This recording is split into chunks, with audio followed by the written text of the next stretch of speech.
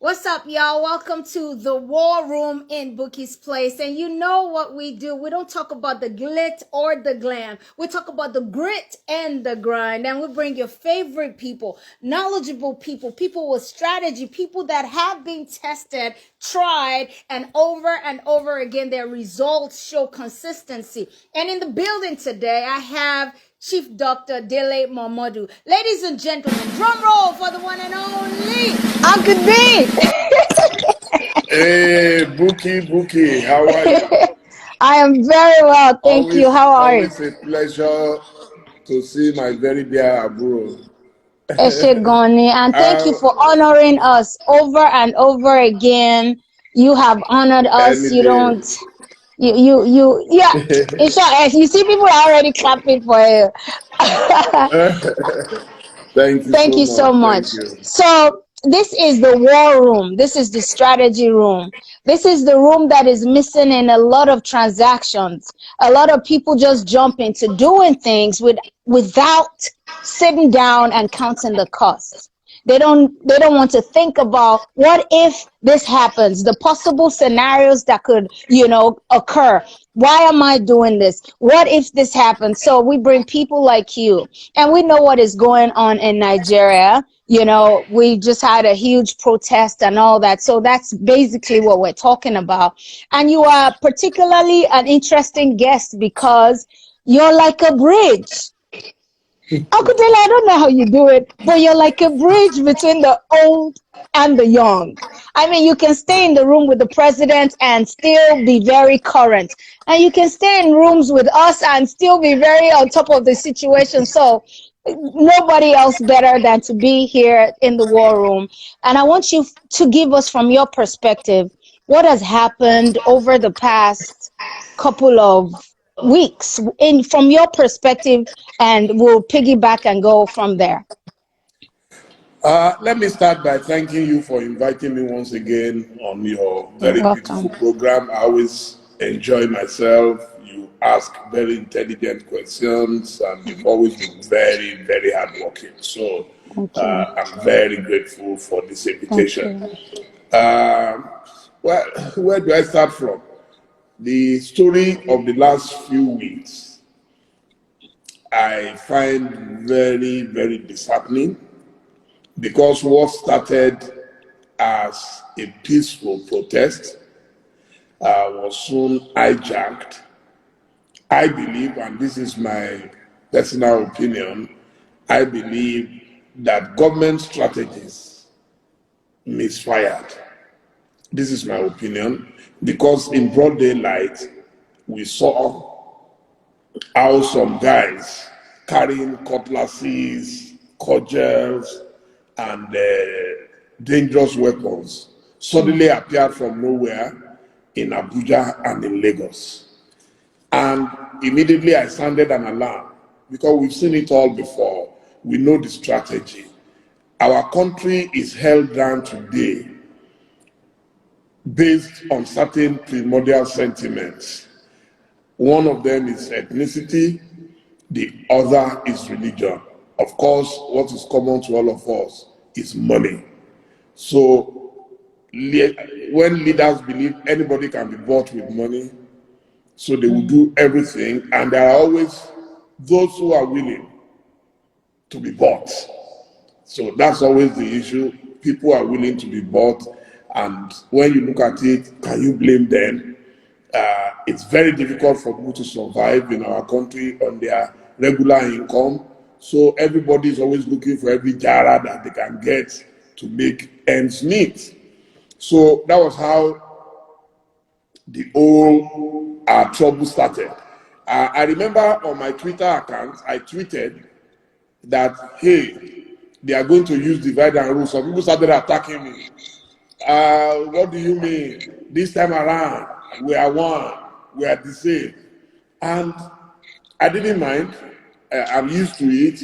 You see, a lot of young people have to recognize something that once upon a time we were young, and one day they will also They will be be. old. I'm 60. I turned 60 in May, but I don't feel 60. But within those 60 years, I believe I've lived 80 to 100 years in terms of experience and exposure. So when we speak, I expect that our own young ones will not just dismiss it. I later discovered that a lot of them didn't know our history. They don't know our trajectory. So I read some people say, oh, you guys, your generation failed us.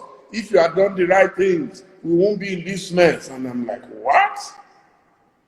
Are you aware that in our days, we didn't have telephones, no smartphones to tweet from, no Instagram, no YouTube, no Facebook. We were facing bullets directly. In fact, Stella Damasus just sent me a message on Twitter that I just retweeted because we participated in the Enough is Enough rally together in Abuja in 2010, exactly 10 years ago. Can you see how history repeats itself? And police, special police force, a special squad, then they were not called SARS. These were blue berets. I was told they were specially trained in Israel. Those were the people they unleashed on us. In fact, one of them nearly killed Audu Mekoni that day. Brought out a pistol and pointed it directly at Audu. I don't know where Audu got his courage from. He said, shoot if you want to shoot. We just thank God that anybody could have died. Omotola Jalade was there that day. Almost Exi was there. Charlie Boy was there. And we all held ourselves together. Why? We were fighting for a political party and a president who was then vice president, who was not even our friend, Dr. Goodluck Jonathan. The cabal, you remember President Yar'Adua was very sick. It was obvious that he was incapacitated, yet some people kept him in a room like an apparition, and nobody could reach him, nobody could talk to him, and some people were going to govern on his behalf. Well, there is nothing we haven't seen in our country. So a few young people came together and said, hey, they needed some names and we should please join them. And we joined them voluntarily. Nobody sponsored us. We took the risk and we went on the street that no, if the president is incapacitated, please, for God's sake, hand over to the next in command. I was not a member of PDP. You understand?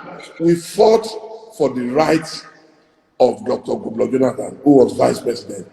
And it was on that basis that they hurriedly packaged something and then handed over as acting president to Dr. Goodluck Jonathan. I mean, I know for myself, I never went back there to say, come and thank me for doing it. But we wanted to establish a principle. So in whatever protest you organize, as young or old people, there must be a principle behind it. And in that principle, don't discriminate against anybody. That's another lesson I would like to teach. I remember when they were attacking Omoyele, I was so angry that day. I said, Omoyele has paid his dues in Nigeria. You may not agree with him all the time. Nobody agrees, even with your wife or with your husband. You can't agree all the time. But unless there is unity, you cannot achieve anything. So, and that is what I saw. So when people said they were leaderless, they didn't have leaders, I was hoping that once in a while, they will also try to tap into the experience and the exposure of those who have gone. Because we knew all the booby traps they were going to set for them. We knew there would be landmines as they move forward. But people felt, oh, if we just sit down peacefully, of course, government is not going to allow you to sit down peacefully and disrupt its own activities.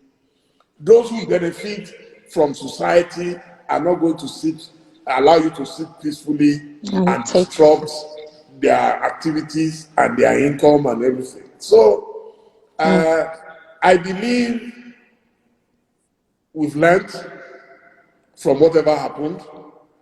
I anticipated, in fact, the moment they declared that curfew that day, I had a premonition immediately that there was going to be trouble, but I didn't know it would get to bullets flying. But you And went to Ife now, Uncle Dele. You I'm went to not, Ife. I You know know. that's what they do. That's what they do to Yes, us in Ife. but even then, the world has gone beyond where you rain bullets at protesters. Yeah. In those days, there were no telephones to record. There is nothing you do now to be recorded. Satellite can pick anything. If I want to leave my house now, all I have to do is go on satellite and say I am going to National Theatre, punch it, and then you see a witch inside the telephone directing you. And you turn right Please now, you sound turn right. left now. So we didn't have all that. So it's that's what happened. So it's unfortunate.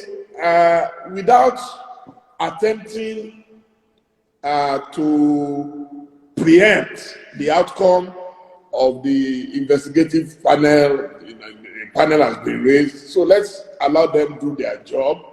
I pray that the organizers will not give up. I pray that they will be able to reassess the situation and then they can reactivate in a manner that will be better coordinated. There are attempts to blackmail them. I've been reading all sorts, saying they told lies, they whipped up sentiments and emotions based on fake news. I don't know anything about that. I'm reading that. Then I'm also reading that there is a no-fly zone for the participants, that they are arresting people at the airport and all that. I pray it is not true. I saw a tweet from Ogbeni Rauf Aregbesola, who is the Minister of Interior, saying that it's not true. But the newspapers have reported it that it was true that someone was arrested at the airport or stopped from traveling. The world has moved beyond all this nonsense. We went through it. I was in exile for 3 years under Abacha. There is no way I would have believed that a day will come again in Nigeria when we will return to those days when we cannot have freedom of speech, when we cannot have freedom of movement, when we cannot have freedom of association, and that is what we're witnessing. I feel very bad. I feel very sad that I was one of those who supported this government 2014, 2015, before they came to power. This was not the promise we made. I believe that government should tolerate everybody. We were attacking Jonathan. We were, even though the government of Jonathan itself had reasons to be attacked, but we were allowed to operate. I'm told they want to ban social media activities in Nigeria and punish people. The same social media that we use for President Buhari, how do you ban it in good conscience? Till today, as much as I disagree with the government of Nigeria, I have never stopped promoting my country. I have never stopped promoting President Buhari or Vice President Yemi Osinbajo. Till today, every day, I get pictures every day, and on the average, I make sure I promote them. You must promote free speech. Censorship is the height of backwardness. Anybody, if the government had called in some of the protesters to have a meeting with them, and I'm aware that initially there was a meeting. I think it was a Zoom conference with the Dangote, Elumelu, Emefiele, the governor of the central bank, and a few others, and with some of the activists. I don't know what became of it. I don't know why they allowed it to fall apart. Because that would have been the beginning. You see, because at the end of the day, even when you fight a war, you must still come and sit down on the table to negotiate. Yeah. So I don't know how come at that level they couldn't, they could not sustain that conversation. So in the future, again, my advice to the organizers, I'm not one of them. I have retired from activism. I am an observer and I am a reporter. My advice to them is next time, let the peaceful protesters take into consideration that there will be those who will not be peaceful. They should reach out to them, let them reach an accord. You see, because sometimes we do things and assume that it's everyone that believes in what we are doing. So there is a Yoruba proverb that the person who will not allow us to eat our food peacefully so that we can be happy, you must make sure that you prepare his own. When you are preparing yours, you must prepare his own. Calculate So that. if the organizers knew that there will be some people who prefer violence to dialogue, then they would have reached out to them. Why, for example, will you go and burn buses in Lagos? Something that cost billions of naira. So after burning it, what do we gain? We're the ones who will suffer. The ordinary man on the street, they are the ones who take buses. These government people that were fighting, they don't take buses. Their children don't take buses. Okay? So these are some of the things that we can do and do very well. Wow. Wow, thank you so much. You said something when you started talking. You said the president Yaradua was ill and there were like a figurehead group trying to call the shots. Do you think there's a repeat of that happening? Well, I don't know. I mean, I believe I've met President Buhari many times in the last 10 years. There have been all kinds of rumors. I don't believe. You could see that during my interview with Nnamdi Kanu last week, I told Mazi Kanu that no, on that I disagree with him. He has his own theory. I don't know the basis or the sources of his information. So, but let's leave it at that. I believe that the president is a Nassau Rock. I believe that he is working, but I believe that he may not be working to the capacity required by Nigeria. That is my own analysis of the situation. Even as of yesterday, I tried to reach out to see if he would be willing to speak to me. You see, because we need to reach out, especially to the young ones. We must give hope to our young ones. Lack of hope, lack of love, lack of unity is what is causing all the crises. Okay? So just imagine if the president agrees to speak on this platform, how many people will come to watch? And how they will be excited to see their president reacting to questions and all of that. Unfortunately, I didn't succeed. I made an effort yesterday, but I didn't succeed. Same yesterday, by popular demand, I reached out to the governor of Rivers State, Governor Wike of Rivers, and he agreed immediately. So tomorrow evening at 8 o'clock Nigerian time, I'll be speaking to him, and just the same way I spoke to Mazin and Kanu last week. We must dialogue. We must talk to everybody. I remember when I wanted to speak to Mazin last week, he said, "Oh, don't talk to him." And that's the attitude of government. "Oh, don't talk to him. Oh, is this? Oh, is that?" We judge everybody. But fortunately, I went to Sunday school as a kid. And one of the first biblical passages was, "Judge not, so that ye will not be judged." So in my job, I give everybody that freedom of speech. I allow people to talk. There's nobody I cannot interview. In my opinion, then you can read my attitude to any individual person. But in terms of my job is to speak to everybody, whether saint or sinner. And that is what government needs to do. In Nigeria, we have a government that is so neurotic. You know, the government believes that they are so paranoid. So once you criticize government, then automatically you are an enemy. But they forget that before they got power, that was the same way they were in opposition and they were criticizing those who were in power. When they were in opposition, they claimed and they promised that they could do better than those who were there. But after getting power, you now tell us that you cannot perform because those who were there before had messed up. Of course, we knew they had messed up. That's why we sacked them. That's why we removed them for you. So we don't want to listen to excuses.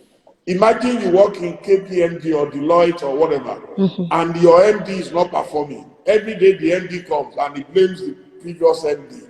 Of course, you will lose your job very soon.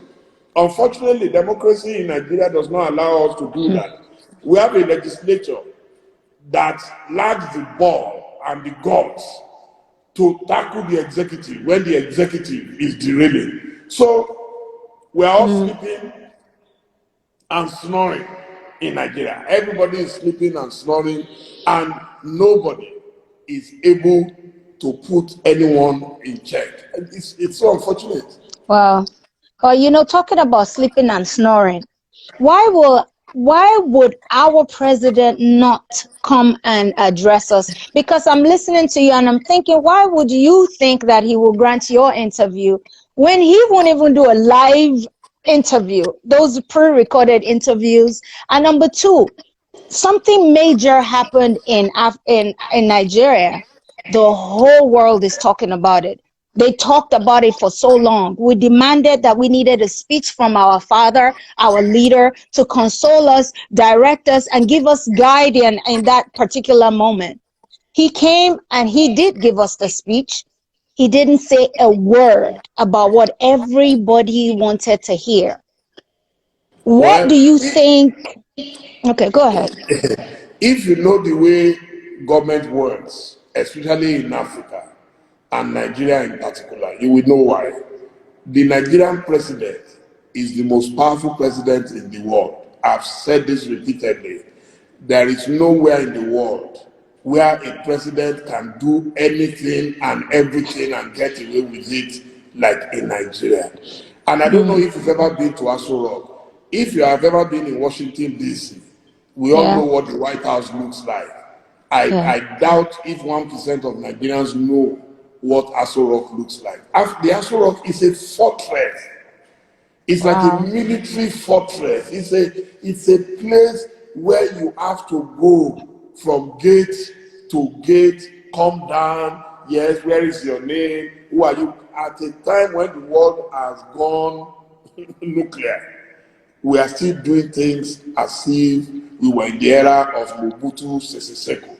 So the Aso Rock is such a fortress where you are far removed from reality. You are removed from reality. And can't you see, even when you look at the budget of Aso Rock sometimes, you ask yourself that, hey, what is going on in Nigeria? Are we the only people running the government? You will see, for feeding the president, they will put 2 billion, 3 billion. And you ask yourself, even if they kill 10 cows every day, so let's say they even kill 10 cows every day and they feed everybody there. You know, something as simple as that. Look, one day I followed the then president of Ghana to my own country. We flew from Accra to my own country, Nigeria, and we went in to the president's office. You will not believe it. Of course, they will usher in the president first, and I was coming from behind. The security guys stopped me. They said I couldn't enter. It took the president entering and looked back. He didn't find me. I said, where is Dele? They said, before he sent for me that he should go and bring. That's how powerful Nigeria is. Imagine a former presidential candidate cannot enter Aso Rock. So how do you now expect them to speak to some kids who are protesting on this? They just see them as nobody. They did not even think it could be sustained. That's the truth. Until they started hearing that people were dying, and of course foreigners started talking about it. Hillary Clinton was talking about it. They started seeing all the celebrities talking about it. That was the only time they reacted. They were not going to back down. So I understand the configuration of the Nigerian government. It is incredible. We're not normal. So until you have a president, one, who surrounds himself with those who can look at him straight in the eye. And tell him the truth. And I am telling you, I have a lot of friends in power. They are not demigods. I don't want to be blasphemous. They are gods on earth. Nobody can talk to them. Nobody can look at them eye to eye. That's why I always laugh when some people come and say, "Hey, you journalists, you are not doing enough. You journalists." For those of us who have everything to risk, for those of us who could easily have made our billions and look the other way, those who are making money in Nigeria, they don't have two heads. But some of us chose voluntarily that we want to speak up. That life is not only about bread and butter, but some people still don't appreciate the little we do. It is the gravest of things for you to criticize government in Nigeria. You are labeled an enemy instantly. In fact, you can be declared persona non grata instantly. Yeah. Okay, so that So, is the situation. And some of Uncle, us have been in detention, we have been in exile, nothing has changed. And I so, want to, yes, just a minute. I want to let you know something today, that the military era has not left Nigeria. in short, I don't have to So ask again. Nigeria is still controlled largely by the military mafia. 21 years ago, when they said we were returning to democracy, you would have expected that it would be truly democratic. Because if it was democratic, we wouldn't still be facing all these, problems. Who did they bring? They brought a retired general, General Olusegun Obasanjo. When he was living in 2007, who did they bring? They brought the brother of a retired military general, President Umaru Musa Yar'Adua. That's Major General Shehu Musa Yar'Adua's brother. So, because he died in power, President Jonathan came to power just by accident. And you see that by the time he finished his one term, we all ganged up against him, and they brought Major General Muhammadu Buhari retired. So that is the situation. So you cannot expect those who were brought up under the military, those who have ruled Nigeria under draconian laws, to now come and you think they will tolerate anybody criticizing them. No, they won't. Wow. You can't, so they are used to it. But when we were supporting Buhari in 2015, my own idea, maybe we were naive or oversimplistic, was after all, they have the Osinbajos, they have the Fashola, they have the Amechis, and these are all bright young men. They are all under 60, that they will be able to assist Baba and mellow him down a bit. It never happened. It never happened. So, Uncle Dele, there are people, they say that a team is as strong as the people in it. So is it that the people around our president are not telling him the truth, or he's not accepting the truth? You see, they can't tell him the truth. Our president has a kind of persona that frightens people. In fact, when I went in to meet him in 2015, a lot of people were, even who were close to him, were asking me, what was I thinking? But when they saw the picture, they could see that we bonded very well, we were laughing, we were chatting, And even ministers, I swear to God, were asking me, what were you telling Buhari? It seems very relaxed in your... And every time he has seen me, I can tell you, he's always relaxed. And I believe the reason is, number one, I am not his staff. I'm not his personal staff. Number two, I've not gone there to go and give him my CV to say, come and give me a job. I've not gone there to go and ask him to come and give me a contract. So we are able to talk. The last time he saw me was in 2017. I had gone again with the former president of Ghana, John Dramani Mahama. So he had invited him over. So I went there, and when the president saw me, he was even teasing me, Dele, it seems you have added weight and all that. We were chatting. So we chat. He's very humorous. To me, whenever you meet him, he doesn't look like a wicked man. So that is why I believe that those who handle him must make every effort to humanize him, so that people can see that this is a human being, this is not a wicked person. They have not succeeded in that. It's about the brand. The brand, Buhari, is that brand where people fear him. People feel, a sense of trepidation in his presence. It is very important that a leader must be available, must be accessible. After all, during campaigns, he traveled around Nigeria. So why not Yeah. as president, if there is a problem in any part of Nigeria, make an effort, even if it's only for 5 minutes. If we saw Barack Obama the other day, last week, making phone calls to people. Chief Abela used to do that. Chief MK Abela used to do that. He had a list of who is who in Nigeria. He had their birthdays in his diary. He had their phone numbers.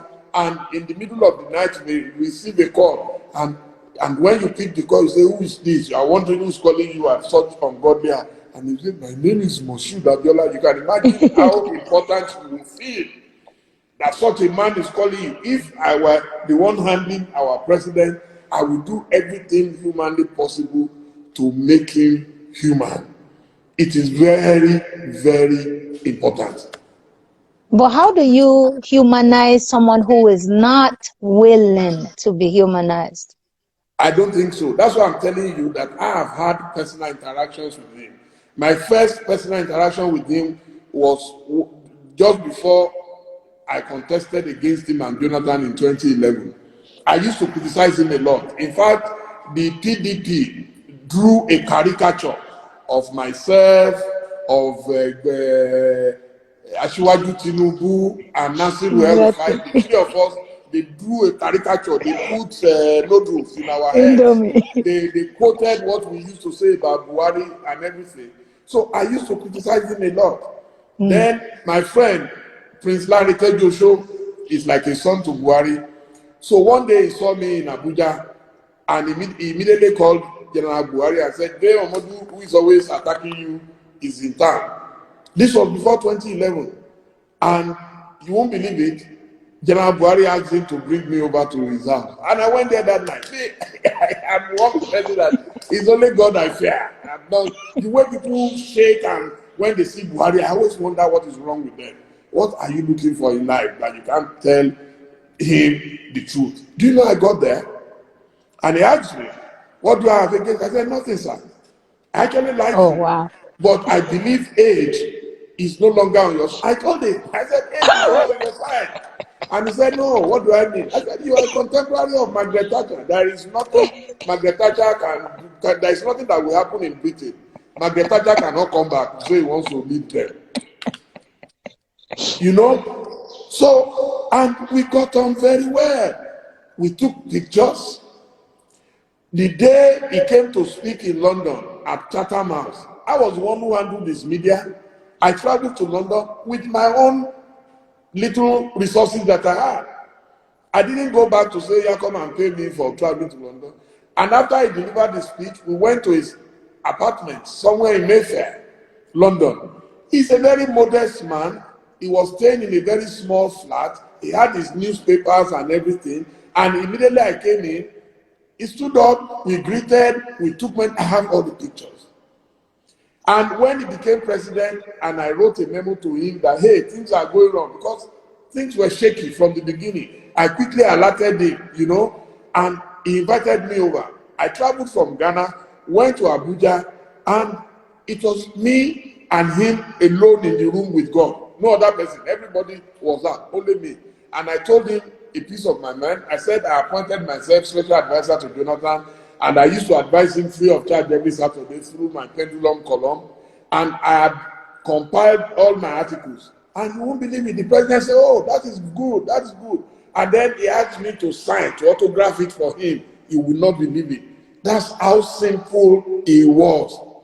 So, but the problem is that if you treat a man like he is Orisha, Akunlebo, that's how he will react to you. He is very humorous, very jovial. There has never been a time I have met him that he won't crack jokes.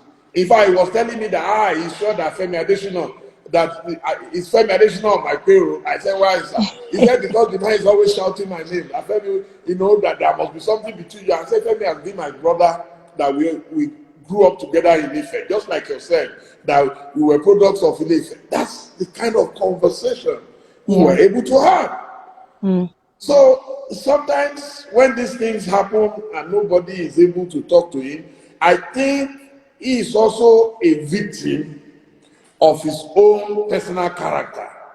Because people believe he is tough, because people believe he is wicked, because Wants to live of up. the time he was head of state. So people have not forgotten how people were jailed, how people lost so many things, So I think that is what is in people's memory, and they are so afraid of him. But I believe, and my advice, if they are watching, is that members of his family too can help him. Don't say it doesn't matter, it doesn't matter. All our leaders who are no longer in power, they are still suffering for the time they spent in power till today. Wow. Yes, yeah. So Your don't say it doesn't reputation, matter. yeah. Your reputation and the things you do don't easily leave the minds No, of it people. will not go away. It will never go Mm, away, and your family will suffer for it at the same time. wow. If you are wicked to people, there is no way, no matter how powerful you are going to leave power one day. Mm, So, and that's what you should always remember. Whatever you do in life, remember your legacy. What will be your legacy? legacy. It's very important. So, there is no way you will hear that they are shooting defenseless youths in Lagos, and you make a speech, you will not even refer to it. You won't talk about it. I don't know who the speechwriter. If I was a speechwriter, I will put it there. So let him come and tell me to remove me. I say, Daddy, I'm sorry. It's how you talk. It's how you talk to people. You I must. think, Uncle Dele, I don't think it was an omission though. I really think it was deliberate because just before then he said, my condolences to the lives of the people that, to the families of the people that lost their lives in the line of duty, which means that this is not about, oh, he doesn't have empathy. It was a deliberate omission. And that's why You we know, don't understand. no, I am telling you, I'm not trying to defend him or anything. The little of President Buhari that I know, if someone had brought his attention, you know what happens? Let me tell you a secret about people in power. They always assume that they know what a leader wants. Do you understand? They just assume. There are people now who will assume that, oh, Dele, he's one of them. Oh, I've never been in government. I've never done contracts. I don't do anything. Yes, some people will still look at me and say, Dele is one of them. Some people even expect you. So a lot of things. Tell me, do you think is it Buhari that will write the speech? Buhari didn't write the speech. He But didn't he write the has a speech. heart. He has a heart. Leadership is Madam, about heart. madam, I've told you, if you know how these things work, they will prepare the speech. He has people paid for the job. They will write the speech. They will tell him, we are ready to record the speech. They will bring someone to powder his face and prepare him. Make sure that he's dressed. He has a PA who will go into his wardrobe and bring the dress, the cap to match, the shoe to wear, and then they will lead him to the recording room where the cameras are already set in place. He may not have even seen that speech until that moment. Trust me. I hear you, So, but what I'm saying, Uncle Dele, you know me, you've known me since my dad was a king. He had people around him, right? There is no way. There are times my dad will say, kilo shele pelu. You know what I'm saying? What about this one? I'm just talking, I'm doing comparisons based on heart. you do not know the difference between a king and a president who is the king of kings. They are like God. I've told you. People I do know. around them treat them like gods. That is the Okay, problem. okay, I A hear you, Uncle Dele. situation where you cannot have a conversation. Let me tell you, I once worked for a king in Nigeria, Oba Okmadeshijuade Olubije II, the Oni of Yeah. Ife. As his staff, I was 26 years old. When I'm going to the palace, I am carrying the files of my work. When I get there, I am floating on the floor on my big belly. I am lying down.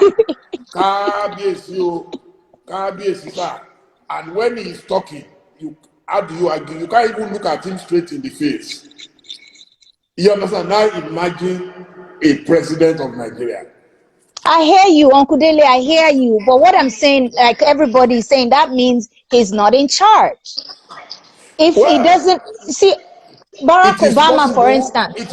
Let me tell Okay. you, that is why we have what they call the cabal. Most leaders are never in charge. It's what they call, that's what they call caucuses. Do you think Donald Trump is the only one doing all the things? If he does not have people supporting some of his actions, he will not do them. There are people whose duty inside government is yes sir, yes ma'am, yes sir, yes ma'am. They will never, because they don't want to lose what they have. It takes people who have something to return to. When I lost the election in 2011, I never entered Abuja for the next 2 years. I went back to my job. But most people in politics don't have any job. So they will hold on steadfastly and tenaciously to that job which they have. In fact, some people would rather die in power. If they ask them, if they tell them that, hey, if you go into power, you are going to die in the next 3 years, they will take the risk. Yeah.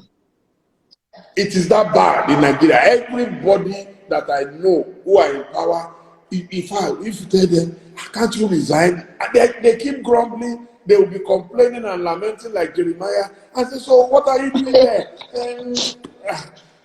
Let's just stay there. That's what they do. That's what they do. So that is the situation of things in our country. It is very sad, and it will take those who have guts to change things, to turn things around in Nigeria, but it's not going to go away easily. No matter what you and I say, it's not going to go away easily. Yeah.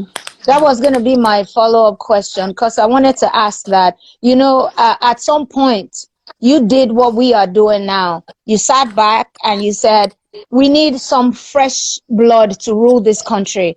And you went against popular opinion and you ran for presidency. So tell us about that. What was happening in your mind? And then to piggyback on this last thing you said, what do you think can change all this? Because you said it's not going to be easy. But from your perspective, what do you think can change all this around?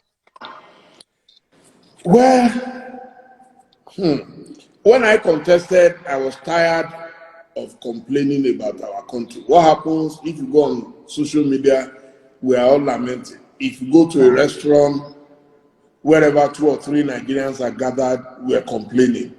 And yet we don't do anything concrete about it. So I was inspired by the emergence of Barack Obama in the US. And I felt Nigeria was right also for an Obama-like leader. Someone who is well educated, someone who is urbane, someone who is cosmopolitan, someone who knows his onion, someone who is God-fearing, someone who is knowledgeable, someone who is accomplished. For a leader to perform well, you need a combination of those things I've mentioned. You cannot be a local champion, a man who has never managed 1 million naira, you give him a 1 billion or 1 trillion naira budget. He will run mental. A man, I always give the example that why do you think they call billions in Nigeria? Because they've never managed their own businesses. If you've managed a business before, you will know how big 1 billion is. And that is what we call, anything they are doing in Nigeria, it was run into billions. And I give examples that, for example, if I'm the president of Nigeria and I'm going to address the UN in New York, because in my private capacity, I've stayed in hotels in New York, I have an idea of how much it will cost. So if any rascal comes to me in the name of being a civil servant, you come to me, you say you are my private secretary or whatever, and it's going to cost me $50,000 a night to sleep at Waldorf Astoria or the Ritz-Carlton or any of those, Hyatt Regency, where they keep the presidents, I'll tell you, you're out of your mind. That's the thing. So most people come into leadership positions without having the requisite knowledge of what it entails, of how the world operates.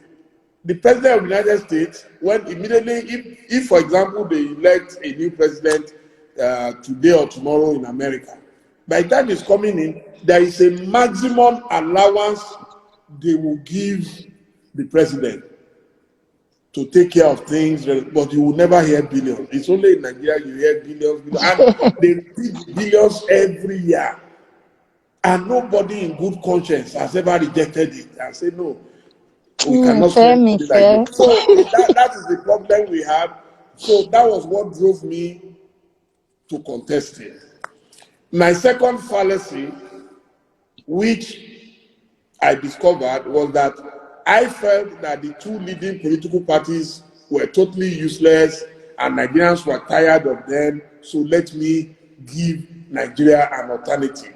So I went to the Labour Party, and my theory was that the Labour Party will allow me galvanize the workers into a workers' party, so that every worker in Nigeria becomes a member of the Labour Party. So I approached the British Labour Party, and they were kind enough. They wanted to collaborate with us in the area of policy formation so that we can look at our education, look at transport, look at housing, look at welfare. I believe that a country as poor and as impoverished as Nigeria needs a welfare party. What we have today is an embarrassment. It's what we practice is pseudo-capitalism, because you can't practice capitalism without capital. Nigeria cannot afford the style of government we are operating today. We want to copy America. A president wants to fly Air Force One like America. We can't afford it. So in life, you must know what your country can afford and then adapt to that condition. So we have leaders who live lavishly while the citizens live below poverty line. And so that is the reason for the constant skirmishes and altercations that you see in Nigeria. If I was the president at that time, I had my roadmap, I had my master plan, and I knew how I'll be able to bring the people of Nigeria together. I knew how I'll be able to assemble a star-studded cabinet. Nigeria is blessed. Nigeria is blessed with, if nothing else, forget about mineral resources. Our greatest asset is in human assets. Our human capacity resources is second to none in the world. Trust me. I've traveled extensively around the world, and there is nowhere I've been that I've not met Nigerians doing great things. There is nowhere I'll be the president of Nigeria, and the southeast of Nigeria will not have a Silicon Valley. We saw what the Igbo people were able to do in those days, what they were able to manufacture, and go all over the world and see the great things that people are doing. So by now, Aba would have become a hub in Africa, where everything is being produced and manufactured, but we refused. Innocent Motors by now will be what will compel everybody to drive if you are in government. If you don't want to drive it, you can go and spend your own money to buy Mercedes-Benz. We will get Innocent Motors to supply so that you can create employment and you can create wealth in your country. I remember going to India about 20 years ago or even more. You will not believe it. I came out of the airport and I looked at the car park. I couldn't see anything that looked like an airport taxi. So I went back inside to information. Then I asked them, I said, please, where are your taxes? Then they pointed. I said, I can't see. You know, look at the things looked like they were from the 18th century. They were small, small kolobo cars. That is what was that. And when you enter, they will ask you, do you want air conditioner? If you want air conditioner, that's additional payment. But India today, India is growing. So you cannot have leaders who are not ready to compromise, who are not ready to even make some sacrifice. We are begging them now to even cut their budget. They are still arguing, it's for this reason why we cannot cut our budget. How can less than 400 people or thereabout be controlling all that budget? Don't we have a conscience? And when you talk and you advise people, they get angry. So that situation, I definitely had my plans. And I know I would have made a good president, but now I've retired from that. At 60, I believe I want to engage in writing books. I want to engage in leaving legacies. I want to engage in traveling around and inspiring the young ones coming behind. You know, because we can't all waste our talents in politics. Let others who are interested, let them carry on. That's an interesting choice of words. You said waste. You said waste our talent in politics. I'm interested in that word waste. Why did you choose to use the word waste? The thing is that I believe I have a wealth of knowledge that I need to transfer. A successful man without successors is a useless man. So I believe in transfer of knowledge. And we were lucky in our time. We saw the Chino Achebes, we saw the Wole Soyinkas, the John Pepe Clark, you know, so they inspired us. These days, if you ask an average young person who is your inspiration, who is your mentor, he would have to think before he can give you even one name. In our time, I could reel off 10 people instantly. You understand? So we need to reach out to people. One of the things I'm trying to build as a legacy is a library resort. I've been working slowly on it in Ibadan, somewhere, a place where we can invite scholars from any part of the world to come and sit down so we can plan, we can think about how Africa can get out of this mess. It's very important. So for me, while my mates and my friends are busy chasing the billions, I'm chasing knowledge. And legacy. Wow. And you said something at the beginning of this conversation. You talked about, you know, what you saw was the loophole with the contest, which was there are two kinds of young people, the violent, unfocused, and the elite focused. So we'll call them group 1 and group 2. How, because you said if they had educated or if they had focused on the ones that will cause problems, they could have, you know, galvanized their energy and then it would have been concentrated. How do you think that we can reach the people at the grassroots, the so-called hoodlums? There is nobody you cannot reach if you want to reach them. They are not lunatics. They are like you and I. The difference between us is that they don't have. Okay? And we should not criminalize poverty and make it seem that so if people don't have, then they don't belong to our side. Do you understand? When you are planning something like that, every group has a leader.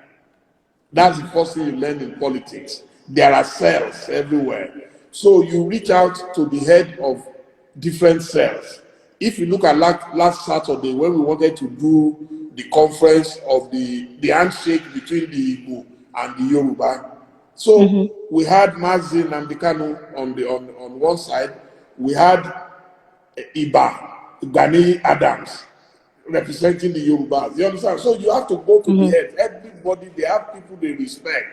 So you know that if you have Mazin and Bikano a lot of people will be interested because they respect him. They've come to identify him as a very reliable and dependable leader.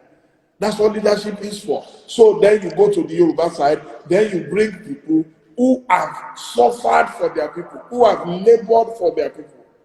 You understand? Track So it record. makes it easy. But in a situation where you want to do something like that, and you sit down and the ordinary man on the street begins to see like, they've left us where we are. I am telling you, that's what I saw in that thing. It didn't, the looting and everything didn't start until days after. It is because there was no collaboration between the different entities. So next time, if they are doing things like that, they must make sure that they bring the leaders. And that's why you have the road transport workers, you have, all kinds of unions in Nigeria. So you must reach out to them, inform them, even if they disagree, at least carry them along. Let them feel important that, hey, we're not trying to discriminate. That's why when they were fighting Sowore that day, I told them, don't fight anybody because we are all one. You see, I have this saying that it's because we have not held the meeting of sufferers association. That's why we don't know who is suffering past. We just assume that everything is okay and everybody is like you. But the day you hold the meetings of the sufferers association, that's the day you will know the president, the secretary general. I'm telling you, it's very crazy, yeah. So we need to begin to carry people along, let them also feel that sense of belonging. But do you think that we could ever get to a point where the walls are broken down and there's no group 1, group 2, and we're just Nigerians? I don't know. There are people who are determined to keep Nigeria the way it is, and it is not possible. I mean, I've read enough history in my life. There are people who believe, I read a speech by one of the governors a few days ago who was saying Nigeria is indissoluble, indivisible. I said, if you want Nigeria to be indivisible and indissoluble, then you know what to do. Don't make any Nigerian feel like a second or third class citizen in his own country. But where you think, don't worry, you will continue. Anytime they come out, you will crush them. One day, you will have to crush everybody. There is no country that has lived in perpetual stupidity, ever. There is none. Once upon a time, before our very eyes, there was a country called USSR. Nigeria does not have 10% of the power of USSR at that time. They broke up. If you don't want me, it's like husband and wife. If the husband is beating you every day and the wife is begging, Okomi, Olowo Orimi, please don't beat me again. You beat her again. One day your wife, you will get home, you will not find your wife. That is what is happening in Nigeria. Some people are so arrogant about it that they can do anything and get away with it. And those of us who love peace, we are advising them, stop this oppression. But they won't listen. That's why they say he who begotten want to destroy the first make man. They won't listen. And they are lying to themselves. There is nothing as bad as lying to yourself. You know the truth. Okay? But you are lying to yourself because of ego.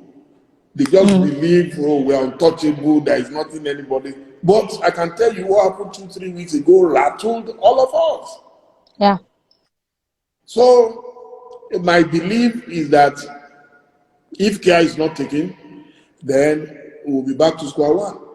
Because I have not seen the effort on the part of government to reach out to people and tell them and make them feel loved.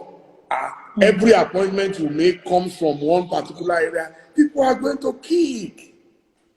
You are rubbing it in their face. You are rubbing salt. You are rubbing pepper. And you are saying they shouldn't cry. They will cry. Yeah. They will cry. And no, like I said, no matter how powerful you are, even if you are a military dictatorship, go and read the history of the world. It has happened everywhere in the world. One day, even slaves will go back home. Was there no slave trade at some time? Did they not carry slaves away from here? One day they will kick. There is nobody who can keep a people suppressed forever. I can tell you. It's because a lot of our leaders, maybe they don't read, or when they read upside down. No. And it is those who love them, who advise them, that change your ways. Change your ways. How many years can a man spend as president? Maximum 8 years. So, because of 8 years, you are ready to ruin your entire life in 8 years. It doesn't make sense. Yeah. Those who feel they have power today, one day, the power will no longer be there. Yeah. So what are you going to do? So you are going to be, so what are we going to remember about you? Yeah. Yeah. That you came, you saw, and you misfired. That's it. It's yeah. And you know, I'm listening to you and I'm realizing that you're very right, because even when we check what happened, a thief steals. You know what I'm saying? The motive is to steal. But we saw a common thread through all that protest when the negative side started. They stole and destroyed. And you know, they broke everything, and it just made me realize that this is a group of people, like you rightfully said, that have been suppressed for a long time, and they just want to catch your attention. That even the soldiers could not touch. Even the soldiers could not touch them. Bouquet. The soldiers were begging them, say, just enter, go and carry what you want to carry and go. Wow. I mean, when the society gets to that level, and the leaders think the revolution is far away, then it means you are not conversant with history. What we witnessed was a dress rehearsal of a revolution. Wow. Anybody who does not see that, who could not decode that, good luck to that person. It was a rehearsal. Oh yes. If those guys come back and government has not done the right things, you will see how bad it will be. It will be unfortunate. So that is why those of us who speak grammar, we're the ones who love Nigeria and we don't want anything destroyed. But trust me, nobody will be able to hold that revolution.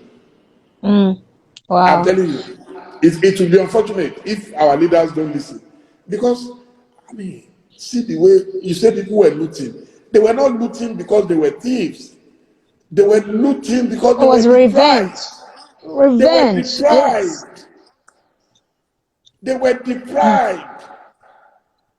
People saw food. You mean we have this stack somewhere? We're taking it to, nobody could stop them. Nobody could stop them. So we need to continue to talk to our leaders. If they are leaders, truly, please rescue our country from perpetual crisis. Now, this is the 6th year of the Buhari government. 6th year. We've already completed 5 years. And it's either they are fighting in Boko Haram somewhere, some bandits are fighting somewhere, some Fulani headsmen are fighting somewhere, some hoodlums are fighting somewhere. Wow. Just for us to tar one road between Lagos and Ibadan in 5 years, we have not finished it. 5 years gone. One road, less than maximum 100 kilometers. How? Wow. How? If you want to go to Ife now, you will not recognize the same road you and I used to travel to Ife in those days. You will not believe it. You know? And When you talk, you're an enemy. Nobody wants to listen. They will tell you, stop complaining, stop grumbling, stop this, stop that. So, Mm, but we will continue to advise, and if they listen, fine. If they don't, but I am telling you, the level of suffering in Nigeria is intolerable, it's unacceptable, it's mm, unfortunate. mm. Wow. Because God has provided everything for us, it is mismanagement that is Mm, the issue. And you don't need a saint to control it. That's part of the mistake. Nigerians think it's a saint. There is no country that is governed by a saint in the whole world. There is none. Nations are governed by performance. mm. Donald Trump is not a saint, but at least you Far can from see it. what he is doing. So whether you disagree with him or not, you can see what he is doing. I don't agree with him most of the time. So that's Mm. it. Wow. That's it. And So let's branch. Okay, sorry, continue. Go ahead. yeah, so I mean, all I want to say is that we will just continue to pray and hope that one way or the other, if government cannot solve our problems, the people will solve their own problems. That's my Mm, summary. wow. And let's switch over to the electoral reforms. Good luck, Jonathan, tried to rewrite or amend the constitution. What happened with that? Well, we had from time to time, everybody tries to rewrite the constitution. I'm sure the Nigerian constitution must be the most Re, doctored in re, the amend. world because but what I tell people is the way people say we need a new constitution. I tell you, a constitution is like a computer. It's what you feed into it. It's the operation that is important. Mm, You can have the best constitution in the world, but if you have useless operatives, then the constitution will be useless. wow. So Nigeria needs the right people. You need knowledgeable people. You need patriotic Nigerians at every level, whether Mm, executive, legislative, judiciary, media. You need all of us must be intelligent, we must be sensible, and we must mm, be patriotic. We must love our country. What I see, for example, in Ghana, most times when I talk about Ghana, some people get angry. I say, don't get angry. Ghana is smaller than Nigeria. Ghana is just slightly bigger than Lagos State, the Lagos. population of Ghana. And you see, but you will see people who at least show patriotism. You will see people who at least love their country. And whatever they see abroad, if a Ghanaian goes abroad, he sees Burger King, immediately he's thinking of how do I bring Burger King to Ghana. Beggar. If he goes abroad, he sees a beautiful airport, he's immediately thinking about, oh, how do I build one? In Nigeria, it's not the same. The first thing a leader thinks of is he has suffered all his life. Finally, we go and do Thanksgiving in How church. do I Now keep? I've been appointed.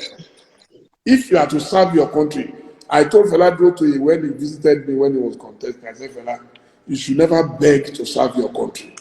If your country Mm, needs you, then let your country approach you. That's why some of us have never been in power.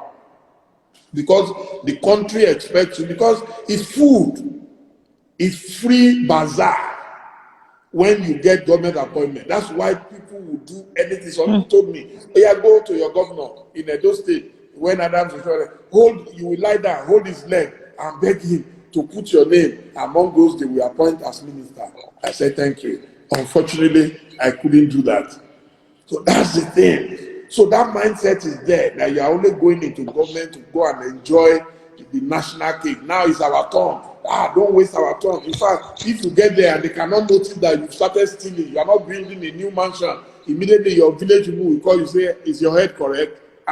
I will remember when Lagbaja went there, he built a 60 bedroom. When Tamedu went there, he bought a Rolls Royce. Is that all there is to mm, life? yeah. Mm, So mm, that is mm. our problem. Yeah, so it's a case of stewardship versus ownership. You know, you can't expect someone who does not understand the art of stewardship to steward. I mean, you know what I'm saying? They don't understand how to serve. They get, like you said, they get in there and they just grab for me, me, me, me, me. Because the amount of money some people steal just don't make any sense. Your children will not finish spending it. You know, but so I just, because I'm looking at, and this is why I'm saying this, I'm looking at Buhari, COVID, they gave the palliatives out. They did give that out. And some people sat on it. I mean, what is the logical explanation why they will release to you? Everybody's blaming Buhari, and I'm not on his side either. But these things were released. Why did you not distribute? Well, Go I don't ahead. know the full story, but I try to investigate. I don't like carrying rumors. I'm aware that some of the food that you saw, especially in Ekiti, in Lagos State, I think Ekiti, they were able to distribute theirs early. But in Lagos State, when the supplies came, and a lot of other states, anyway, don't let me just singular, that's my own investigation. So they had to rebag some of them.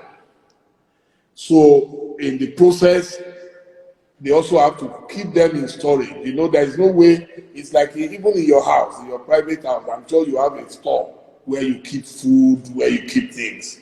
So it does not mean that government will release every food immediately. There is what they call strategic storage, so that in case of emergency, you can always go to that storage to pick things. I think that's what happened in some situations. And then, of course, there were people who wanted to embarrass this government, you understand, by leaking to the say, go, we know there is 10,000 bags of rice somewhere, go and pick it. Because some of the donors are my friends. You understand what I'm saying? So, and I asked them, is it true that the food was being hoarded? And they said no, that they had just delivered. That in fact, they were delivering in batches in some states.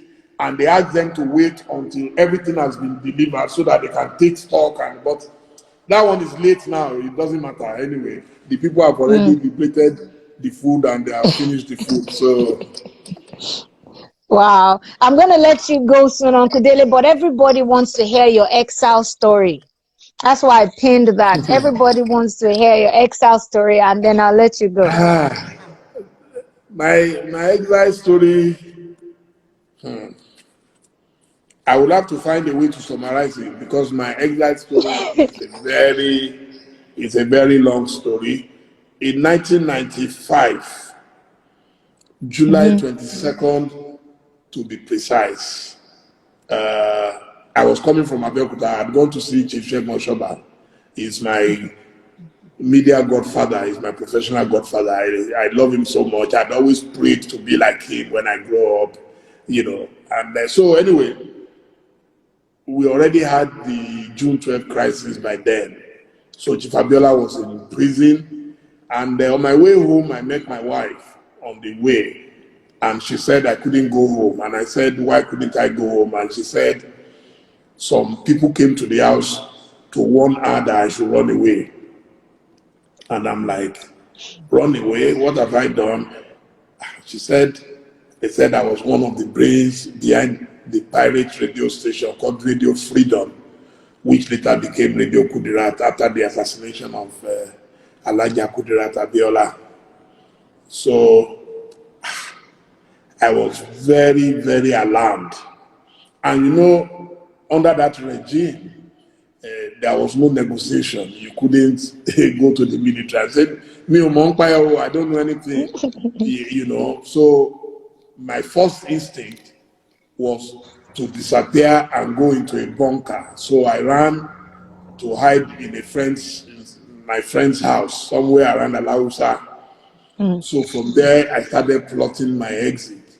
And then, fortunately, I got support from some of my friends. So on July 25th, I left Nigeria very early in the morning. We drove to Seme border next to Cotonou. And I was dressed like a farmer, and I managed to cross the forest into Cotonou. I had to take the smugglers route, what became the Nadeko route. And when I crossed to the other, I looked back at my country, Nigeria, and I started crying because I didn't know what would become of my life. I never planned to live outside Nigeria. You know, I was crying like a baby. So from there, I traveled to Togo by road. And from Togo, I crossed the Aflao border into Ghana. That was my first day in Ghana, July 25th, How old were 1995. you then? How old were you I was then? 35. I was Wow. 35. I had just celebrated my 35th birthday, and I had only one son at the time. My son was less than 1 year old, so you can imagine the trauma of leaving your wife of just barely 2 years and your son under 1 year old, leaving them behind. I mean, he was sleeping innocently when I was taking off, and I had 3 people who accompanied me on that journey. I didn't know if I would make it. I didn't know what would happen to me. So I got to Ghana, and from Ghana I contacted my friends in London, and Bengalu lawyer was coordinating, so he was able. The beauty of my life is that I'm blessed with a lot of very, very old friends who are much older than me, and I'm blessed with very young friends who also believe that I am their brother. So they didn't let me feel anything. They, collected money and everything. Benga gave me his house. I had a room there when my wife came eventually to join me with my son. And then Chief Bola Tinubu was already in exile. Tokuba Fukuyomi was already in exile. So I had people to go to who could tell me how to live in London. I didn't have my documents. That's the most difficult aspect when you are a refugee. So, and I didn't want to live like an illegal immigrant. So I started the process, and I must thank a lot of people who really helped me. I mean, my best friend, Prince Damola Deremi, is a lawyer. So he started advising me on how to file my papers. Dr. Kayode Fayemi wrote a letter at the time. He was the head of the Radio Freedom. He was the one coordinating it. Professor Wole Soyinka wrote a letter. In fact, my interview at the Home Office, I was almost in tears. I went there with documents to show that my life was in danger in Nigeria. And I don't know how many people got an asylum. I was granted full asylum with my family. Wow. Yes. And then I remember the first day I got a house, and I always say this, I'm one person who can never forget those who have supported me in life. I will never forget the support of Asiwaju Bola Ahmed Tinubu that day. It was incredible. We didn't have money for anything. You can imagine just suddenly being forced to leave your country. It's the worst thing that can happen to you. It's even worse than prison, and you don't even know when it will end. So, and he gave us money that day. Lieutenant General Alani Akinrade was extremely, extremely good to me. So we were all there. We were all there in exile. We didn't know what will happen. We didn't know if Abacha will rule forever. So that's it in a nutshell. But something I would like to say is that God is forever wonderful, because that was supposed to be my lowest ebb in life, but out of it came Ovation International. If I had not gone on that exile, there would be no Ovation today. And that's why I'm never a bitter person. Sometimes people try to hurt or injure you, but God has a different plan for you. That's my attitude to life, that whatever happens to you in life, if you look very well, there is something good hidden. And if you are smart, you will pick it. And that would be it. There is a pearl in every situation.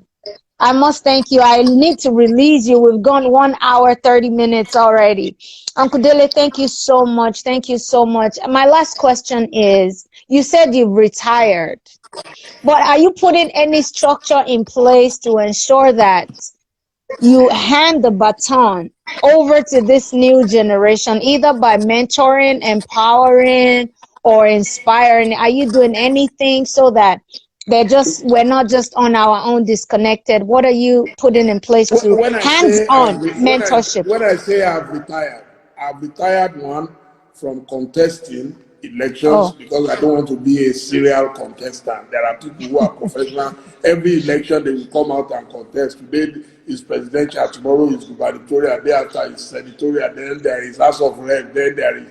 I'm not that kind of person.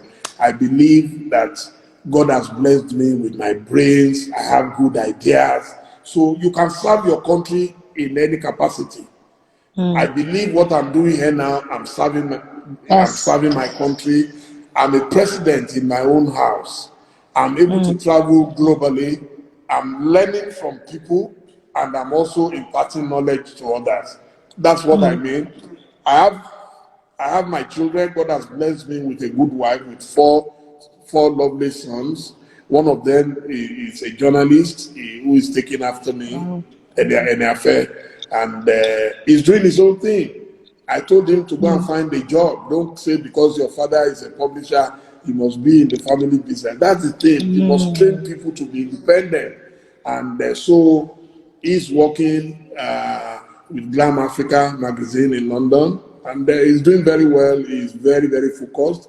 The protest in London he attended, a lot of these young people, they are not going to accept the nonsense that we accepted. And so I'm very grateful to God, and I pray that Nigeria will be better.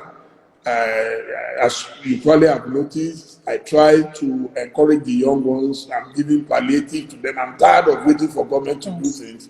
So whatever I can do in my private capacity, I'm doing it now. So we're empowering people to start their own jobs. Every year we give an average of 5 million out to 5 people, 1 million each to set up a business in Nigeria. It's nothing, but it's something to some people. It makes a lot of difference. We're giving even 5,000 naira palliatives to Nigerians across board, whether you are in Taraba. The other day, one young man from Taraba wrote to me that he had started a kerosene business. I was so touched. We gave him extra 10,000 to expand his business. So I'm reducing my needs. If I was buying expensive shoes, I believed I had enough shoes in my house. I can manage what I have. If I was buying except all these shirts now, I don't need them any longer. So I have my Ankara, and I have designers who donate things to me. So I'm happy, to give out the little that I have. And so may God bless us more so that we can bless more people. And I thank all my Bless more good people. friends. I have friends I've never met who send things through me to give to Nigerians because they trust that it will get to them.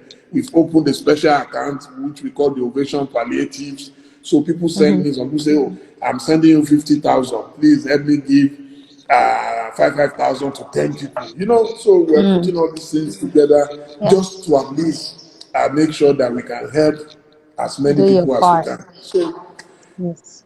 may God Yes. help I said, us. I'm that. Amen. Amen. I said, final question. But someone just brought this to my notice, and you've been privileged to sit in in the circles of people with power, corridors of power, and everything.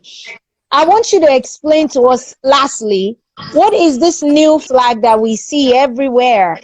When there was a woman that donated a well or water tap, we saw the flag. When our president came out to give the speech, when the president came out to I give the didn't notice speech, that. there was a I didn't flag notice behind that. him.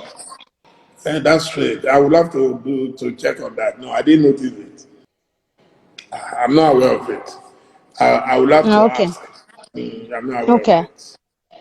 okay. All right, Uncle Oh, Dele they Eshegon, said thank it's you the so much. Nigerian army. They said it's the Nigerian army flag. Someone just said it now that it's the Nigerian army flag. It had inscriptions of Arabic. It can't be the Nigerian army flag. It had Arabic written. But your naira, your currency, does it not have Arabic on it? Uncle Dele, let me let you go. Thank you so much. Do you have any Thank final you. word you want to say to us Oh, is as that young people? Nigeria that we should not give up hope? They are going to try and frustrate us as much as possible. Let us know that nobody can be in power forever. So, if God has given you the opportunity to govern a country as great as Nigeria, and you cannot make the best of it, just know that one day if you don't leave power, power will leave you. So I can only plead with them that just remember that tomorrow will come. Tomorrow always comes. That no matter what you say, tomorrow will come. And when you remember that, you will learn to do good to your fellow human beings. Thank you, Bouqui. Wow. God bless you. Thank you so much. Thank you so much, Uncle Dele. God bless you. Thank you, Thank you Bouqui. so much. Thank you. Eshegun. Enjoy your evening. Eshegun. Take care. Bye-bye. You too. Thank You you. too. Thank you. Thank you. Yes, Thank yes. you. Thank you so much. Thank you. Thank you.